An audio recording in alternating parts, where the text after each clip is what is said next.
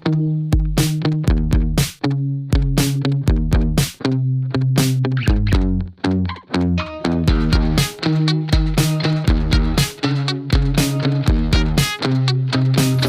is the Andres Segovia Show.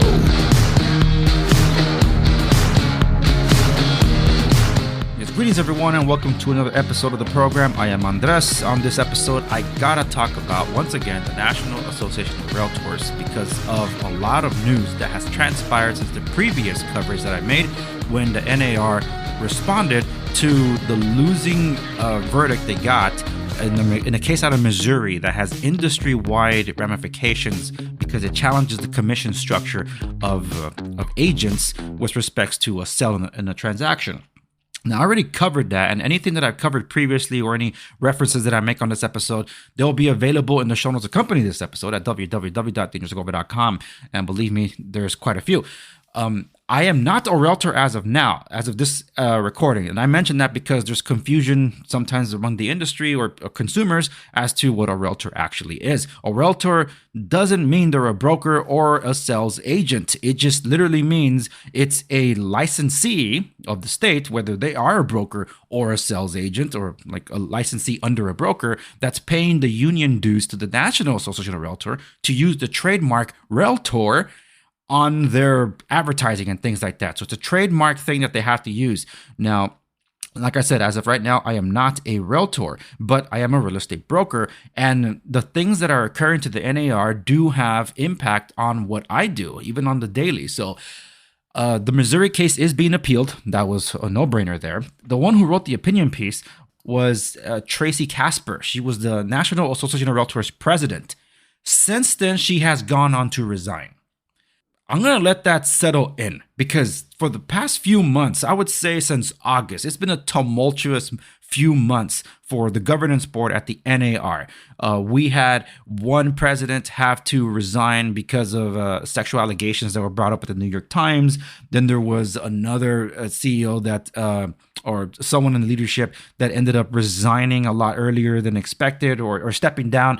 And now we have the National Association of REALTORS president Tracy Kasper resigning as of January 8th. She informed the leadership team that she had recently received a threat to disclose a past personal, non-financial matter unless she compromised her position at N.A.R.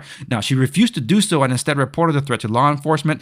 Ms. Kasper felt that in the circumstances, it was best for the organization that she stepped down. The leadership team is deeply concerned about any attempt to undermine its governance, and as a result, it's taking steps to protect the integrity of the organization. This was from the media post that the N.A.R. posted to their website.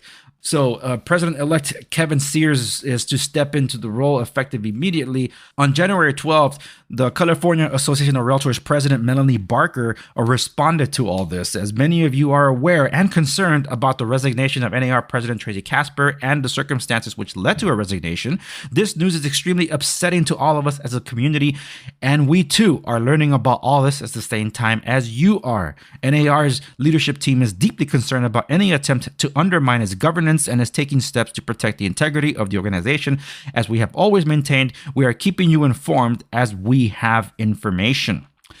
So Melanie goes on to say, I want to let you know the C.A.R. has strong policies and bylaws in place to address concerns for improper behavior and maintaining our high ethical standards, particularly for leadership. For many years, our directors have been asked to commit to our policies on conflicts of interest, appropriate conduct, and harassment, and they are required to sign this commitment annually.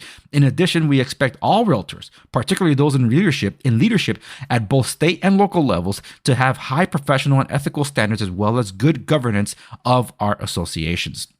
And while this is a little lengthy, I'm just going to read one more paragraph. To reinforce this commitment, we are further implementing processes to remove or suspend any realtor in our governance structure who behaves inappropriately, whether at the directors' meetings, at the governance level, or in their professional life. Conduct, whether at a meeting or during professional activities, makes a difference. We must lead by example. We hope we never have to use these processes, but will not hesitate if necessary to uphold our reputation and high ethical and professional standards. And to that, I say that's a good response, and there's more that's being said here. At the same time, I was getting this message because of, you don't control the news. And so the C.A.R. had to respond to what happened at the N.A.R. I ended up getting an email from the C.A.R. right at the turn of the year. And if I could just pull it up here. Best to be prepared, Andres. Come on.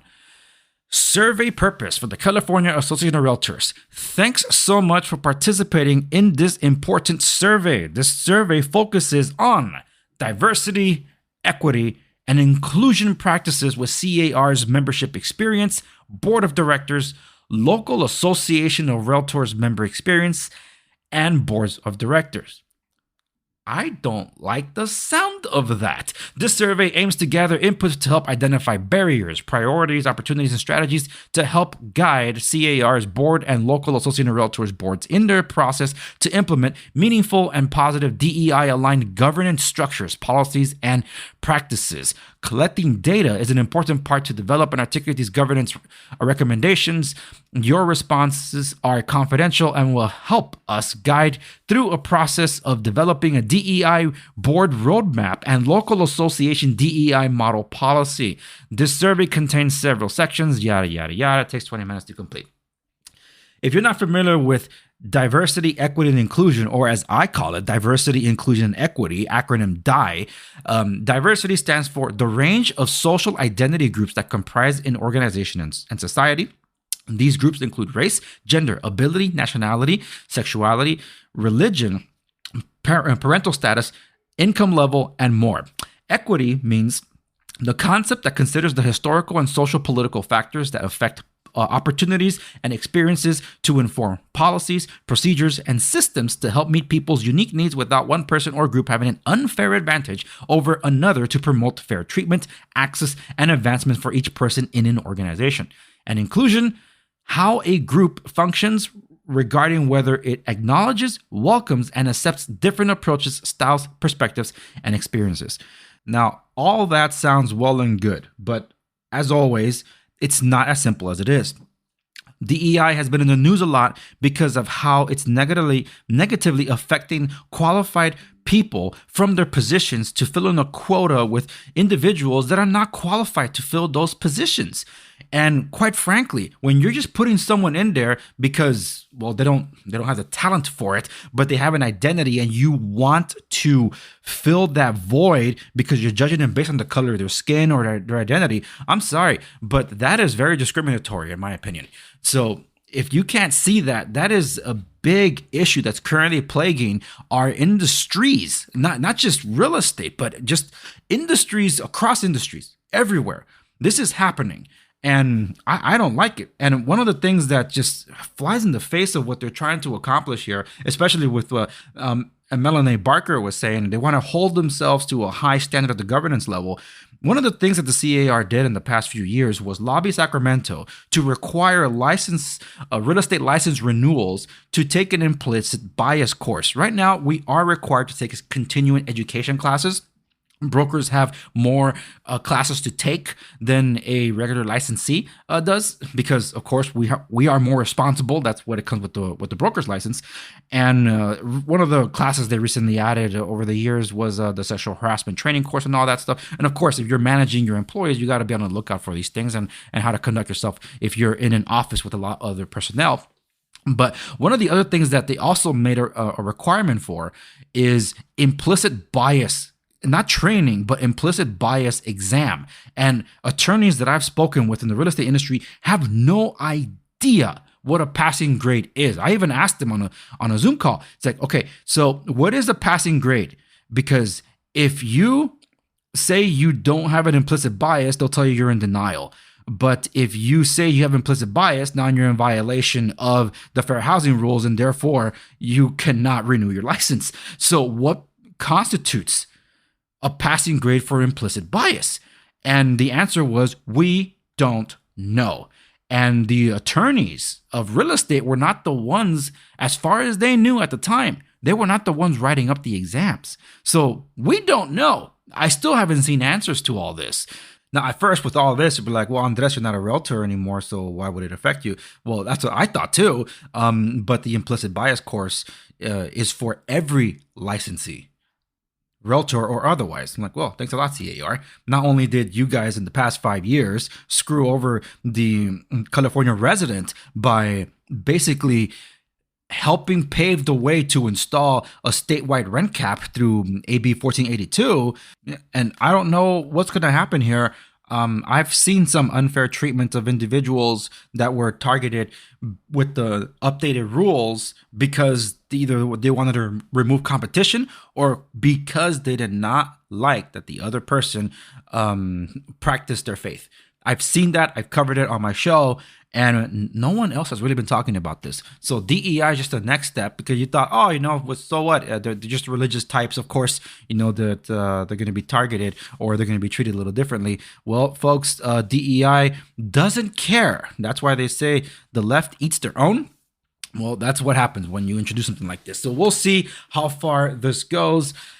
It's been crazy for the N.A.R. I'm keeping an eye on these lawsuits with respects to the challenges to the MLS, the challenges for the commission. The commission is a big one because if the appeals court upholds the lower level court and it eventually gets to the Supreme Court, that's where it's going to have a nationwide impact on the industry as a whole. So we'll see how far this gets. But I know the N.A.R. is going to be fighting tooth and nail to get this clarified.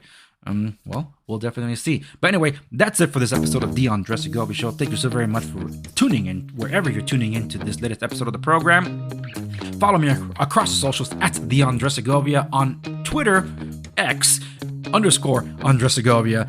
And I'll see you on the next one.